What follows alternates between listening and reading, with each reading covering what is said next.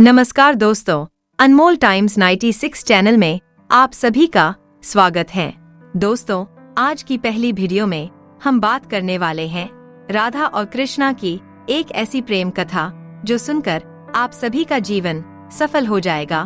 तो दोस्तों, आइए वीडियो को शुरू करते हैं।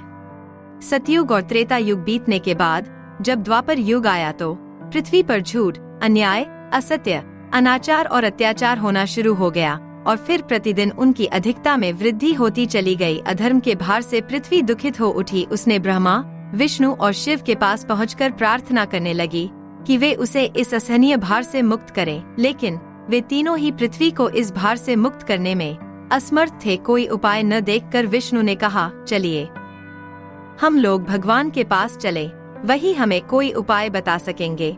विष्णु जी और लक्ष्मी जी ब्रह्मा और शिव के साथ गोलोक में पहुँचे तो उन्होंने परब्रह्म परमेश्वर को कृष्ण के रूप में और उनकी माया को राधा के रूप में देखा। गोलोक के वृंदावन नामक सुंदर और सुरम्य वन में एक सुंदर आश्रम था। उसी के निकट एक नदी बह रही थी। विष्णु ने परब्रह्म परमेश्वर को पृथ्वी के दुख की गाथा सुनाई तो उन्होंने कहा, मैं पृथ्वी के दुख से परिचित हूँ। पृथ्वी को भार मुक्त करने के लिए शीघ्र ही मैं ब्रज में कृष्ण के रूप में अवतार लेने वाला हूँ। मैं वासुदेव की पत्नी देवकी के गर्भ से जन्म लूंगा और मैं अपनी माया से और मेरी माया मुझसे पृथक नहीं रह सकती, इसलिए मेरी माया राधा के रूप में बरसाने में वृषभानु गोप के घर में जन्म लेगी और उसके बाद मैं पृथ्वी को इस भार से मुक्ति दिलाने का प्रयास करूंगा। क्योंकि एक एक पापी का वध करना कठिन है, इसलिए मैं ऐसा उपाय करूंगा कि संसार के समस्त पापी स्वयं ही लड़ भीड़ कर पृथ्वी को भारहीन बना देगा।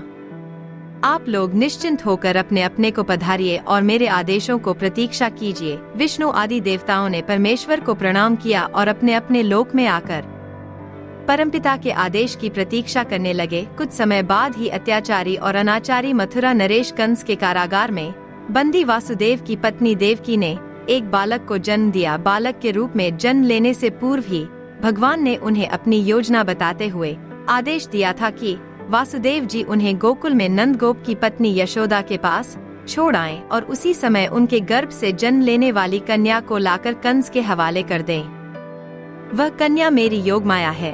वासुदेव ने ऐसा ही किया और कृष्ण गोकुल में नंद गोप की पत्नी यशोदा की गोद में पलने लगे। उसी समय उनकी माया ने भी राधा के रूप में बरसाने के वृषभानु गोप की पत्नी के गर्भ से जन्म लिया, जिसका नाम माता पिता ने बड़े चाव से राधा रख दिया। दो अलग अलग गांवों में रहते हुए भी राधा और कृष्ण बचपन से ही एक दूसरे को चाहने लगे थे। चराते हुए अक्सर राधा से कृष्ण की भेंट हो जाया करती थी। फिर जब वे दोनों बड़े हो गए तो जब भी रात की समय में कृष्ण अपनी बांसुरी के स्वरों द्वारा अपनी प्रियतमा राधा को पुकारते, राधा अपनी सहेली गोपबालाओं के साथ कृष्ण के पास पहुंच जाती थी। राधा और कृष्ण का यह प्रेम दो किशोर लड़के लड़की का प्रेम था जो थोड़े से दिनों में ही पूरे ब्रज में चर्चित हो गया। नंद बाबा और यशोदा ने चाहा कि कृष्ण का विवाह राधा के साथ कर दिया जाए। उधर बरसाने में वृषभानु और उनकी पत्नी कलावती की भी यही इच्छा थी। एक शुभ दिन देखकर राधा और कृष्ण की सगाई कर दी गई। पूरा ब्रज प्रदेश आनंदोल्लास भरे उत्सवों से भर गया, लेकिन उन दोनों का विवाह नहीं हो पाया था कि कंस के आदेश पर अक्रूर ने कृष्ण को बुलाने के लिए मथुरा से वृंदावन पहुंच गए और अत्याचारी कंस तथा राक्षसी स्वभाव वाले उसके अनुचरों का वध करने के लिए कृष्ण को बलराम के साथ वृंदावन छोड़कर मथुरा जाना पड़ा।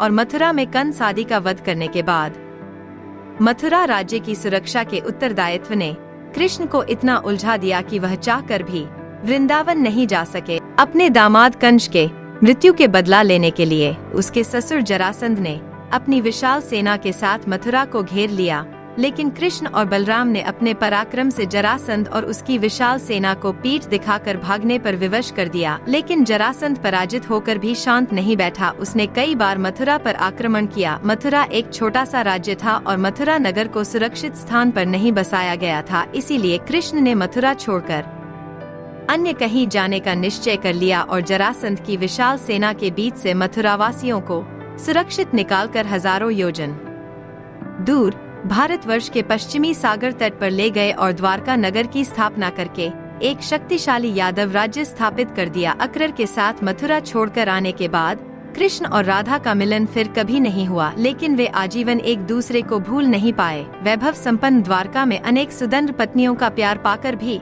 वह राधा के प्यार को नहीं भूल पाए और संसार आज भी राधा कृष्ण के प्रेम को एक आदर्श प्रेम के महान तथा अमर प्रतीक के रूप में याद करता है। उनकी मूर्तियां भारत के मंदिरों में ही नहीं, विदेशों में भी अनेक मंदिरों में प्रतिष्ठित हैं और लोग बड़े भक्ति भाव से उनकी पूजा आराधना करते हैं।